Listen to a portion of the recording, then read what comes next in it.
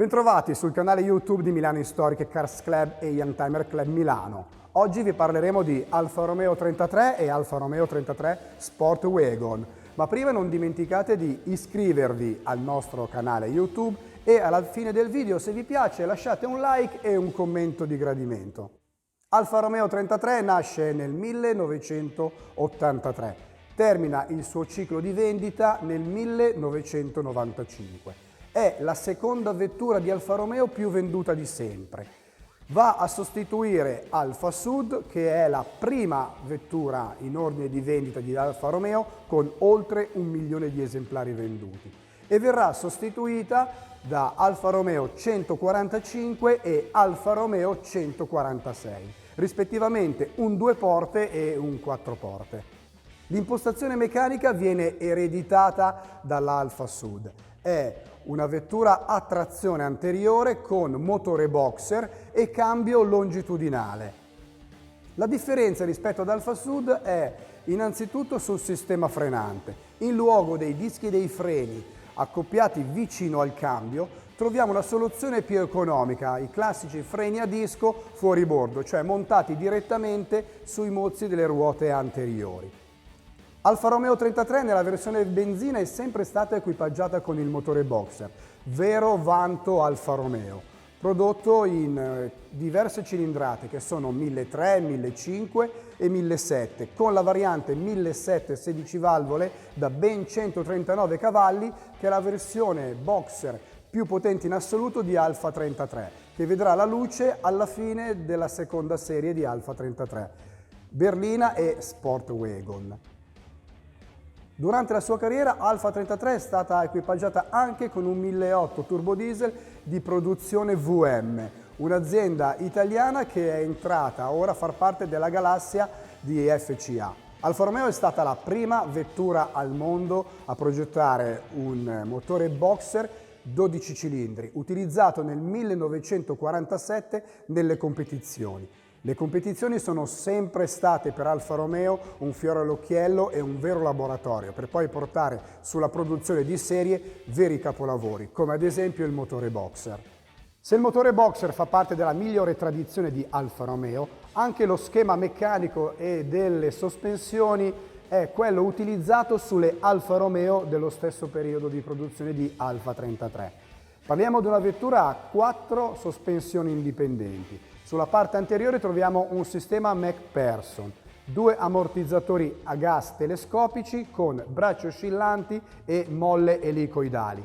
Sulla parte posteriore troviamo un assale rigido, sempre con ammortizzatori telescopici a gas e molle elicoidali, insieme ad un ponte rigido, dove viene migliorata la tenuta di strada e la guidabilità della vettura grazie all'applicazione del parallelogramma di Watt, già utilizzato sulle Alfa Romeo 75 e Alfa Romeo 90. Si tratta di 2 barre trasversali ancorate dalla parte esterna verso una barra centrale che si muovono per poter compensare le inclinazioni che l'assale rigido si trova a avere in determinate situazioni di guida. Alfa Romeo 33 nasce, come detto, nel 1983. Nel 1984 viene affiancato dalla versione un po' più lunga, denominata inizialmente Giardinetta. Il nome Giardinetta verrà sostituito sul restyling di Alfa Romeo 33 nel 1988, quando verrà rinominata Sport Wagon. Alfa Romeo 33 è indicata come la vettura responsabile della alfizzazione dei giovani degli anni 90. Grazie ad Alfa Romeo 33, che era una vettura economica, di facile gestione, molto brillante grazie ai motori boxer e anche impegnativa al giusto nella tenuta di strada, ha subito conquistato i giovani, che poi sarebbero diventati fedeli clienti Alfa Romeo, passando poi alle più costose Alfa 75 e Alfa 164. Quindi grande merito alla storia di Alfa Romeo 33. La versione Sport Wagon quindi diventa quasi un oggetto di moda.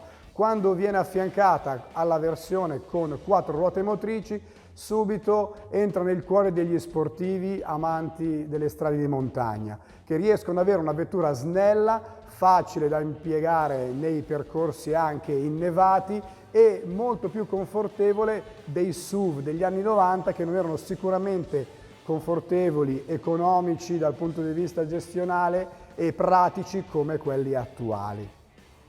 La linea di Alfa Romeo 33 è stata realizzata dal centro stile interno Alfa Romeo, diretto allora dall'architetto Ermanno Cressoni, l'unico architetto prestato al designer automobilistico. Ha realizzato, oltre ad Alfa Romeo 33, anche la linea Cuneo dell'Alfa Romeo Giulietta nel 1977 e un'altra vettura che sta molto a cuore agli alfisti, che è l'Alfa Romeo 75.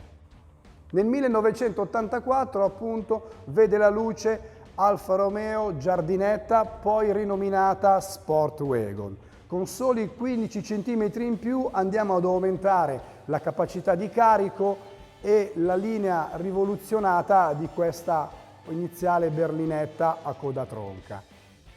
Per la trasformazione da berlina a station wagon ci si rivolge agli stabilimenti Pininfarina, che realizzando questo pregevole disegno segnano anche la vettura firmandola con il loro originale logo riportato vicino alla terza luce della carrozzeria di Alfa Romeo 33. Diamo uno sguardo alla strumentazione della nostra Alfa Romeo 33 Sportwagon. La vettura che vi stiamo mostrando è una seconda serie del 1993, quindi rispetto alla prima versione troviamo un cupolino e un devio luci completamente ridisegnati. All'interno di questo cupolino troviamo il cruscotto con tutti gli indicatori di funzionamento. A sinistra abbiamo il contagiri, poi troviamo all'interno di due orologi tondi l'indicatore livello carburante e l'indicatore della temperatura dell'acqua. Ovviamente non manca il contagiri, dove la zona rossa inizia oltre i 6200 giri. Altre spie di funzionamento come pressione olio, batteria e livello dell'olio dei freni sono alloggiate più in basso rispetto ai due orologi che indicano il livello carburante e la temperatura dell'acqua. Anche la console centrale è stata ridisegnata, troviamo per il comando di climatizzazione delle pratiche manopole che girano in senso orario e antiorario in luogo dei vecchi cursori che invece si muovevano da sinistra a destra. Anche gli interruttori alzacristalli sono migrati dalla iniziale posizione sulla console centrale ai pannelli delle porte laterali. È stato mantenuto il caratteristico avviamento a sinistra del volante, dove per poter mettere in moto la vettura occorre girare la chiave di avviamento in senso antiorario.